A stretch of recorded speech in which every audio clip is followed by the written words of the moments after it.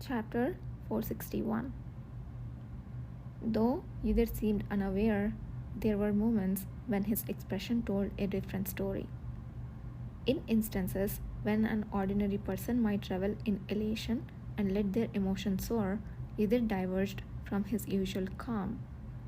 He displayed a rare blend of tenderness and feigned pain. This hadn't been the case initially. Gradually, though, this aspect of him had revealed itself. Until now, it was plainly visible even to an undiscerning eye. It wasn't something that had sprung up overnight. Kishir thought as much.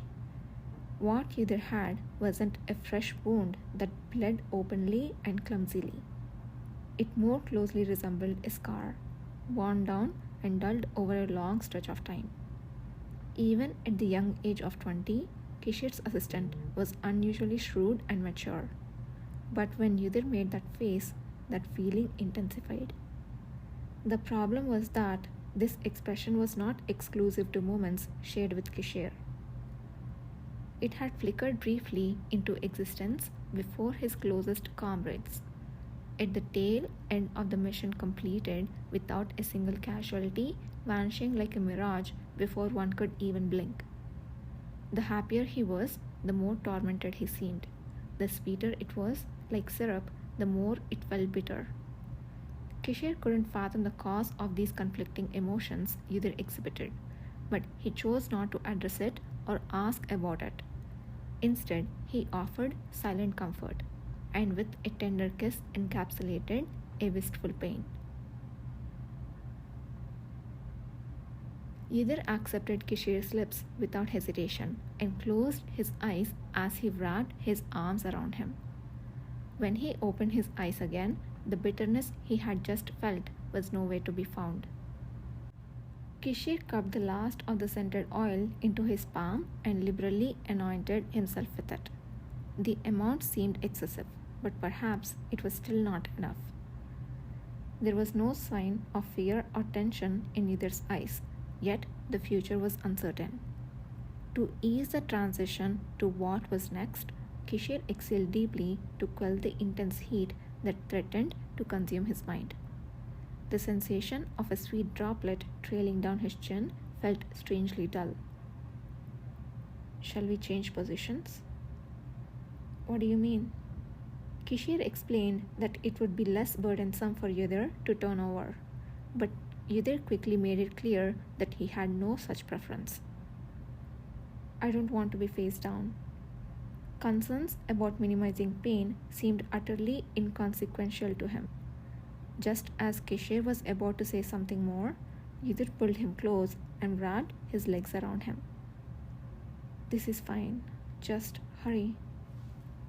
Seeing Yudhir's flushed eyes as he bit his lip and swallowed his words, an intoxicatingly potent scent overtook Kishir's senses. It was a scent that tugged insistently at all that Kishir was, a scent distinctly Yudhir. Before such a call, there was no room left for contemplation. The plunge was both rapid and slow. Though no distinct sounds emanated from between them during their union, the world seemed to roar like a tempest in their ears. As their visions whirled into oblivion, their minds struggled to hold on to reality. And it was Yudhir's hands, once again, that pulled Kishir's back from the hot, intense waves that engulfed him. The moment Kishir felt the solid touch of those fingers that had slid down his neck, embraced it, and finally warmed their way through his own, he realized with stunning clarity where he stood in a given moment. It was a moment of unity. Something that had existed between him and Yudhir was violently shaken, turned upside down, and disappeared in a whirlwind of dust. As if on cue, time and space lost their meaning, and only the two of them remained in the void that had turned pitch black. Speechless, Kishir clenched his hand around Yudhir's fingers that had burrowed into his own. Opening his eyes, which until now had only been dampened by physiological heat, he saw a novel glint of light flickered between his dark eyelashes. Before he could even comprehend what it was, Ydir slowly lifted his hand to Kishir's cheek. What he stole was a droplet of moisture Kishir hadn't even known was trickling down. Kishir blankly stared at the transparent wetness moistening his fingertips, then reached out to touch Yidir's face. The light that silently streamed down his cheeks soaked his hand in the same hue. A torrential wave of both immense pain and breathtaking joy surged from somewhere deep within him, a feeling he knew without a word was shared by his partner, from somewhere deeper than the flesh. My God, how could something like this exist? So huge, so painful, so perfect. How could a being like you exist alongside me? Kishir bent his back to fully align his body over Yidir's.